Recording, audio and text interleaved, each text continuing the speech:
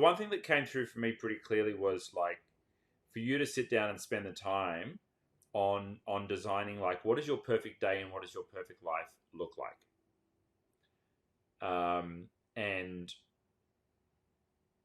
do you need to make serious changes or reach serious milestones to get there, or is it going to be a natural progression of the path that you're already on, the strategic path that you've already chosen? And we did a perfect day exercise, actually, like a little meditation and then a perfect day exercise during the retreat, which I'm 99% sure we'll have recorded. So I'll ask the team to pull that up for you. Let me make a note. Perfect day exercise. But I mean, you can Google it and get prompts for it fairly easily. Although my voice guiding you might be calming and you might enjoy that. But I think there's kind of two ways to look at it. Yes, the global travel, having experienced this myself, the global travel and networking, and I've been doing that for the last month in the Philippines, and I'm pretty wiped as well because I've met 50 new people and made a bunch of new connections, and it's like, cool, I'm getting connected to governments here, and that's exciting. And I'm connected to like the top business players in each of the cities that I've been to, and that's exciting. And all that's fun.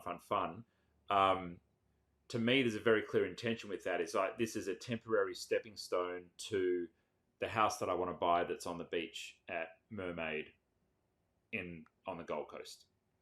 And so I've said to myself, I'm really happy to put my head down and work this year and do a few more hours than I have over the last few years because it's a stepping stone towards that.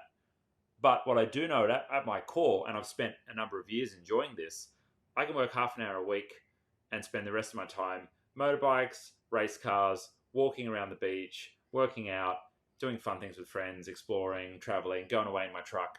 And that's probably like the more natural state for Pete.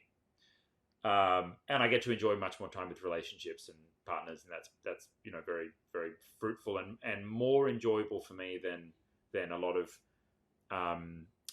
intentional effort, which is time consuming. Even if it's on purpose, it's time consuming. So that's really my question. Like, I'm kind of like, all right to green light this for you. If I was to make the decision for you, I'm all right to green light this for you as long as you're really clear about where this is going and there's somewhere that you're doing rather than just chasing excitement. If that makes sense. Yeah, that's really where I was going, and this is an assumption without much data.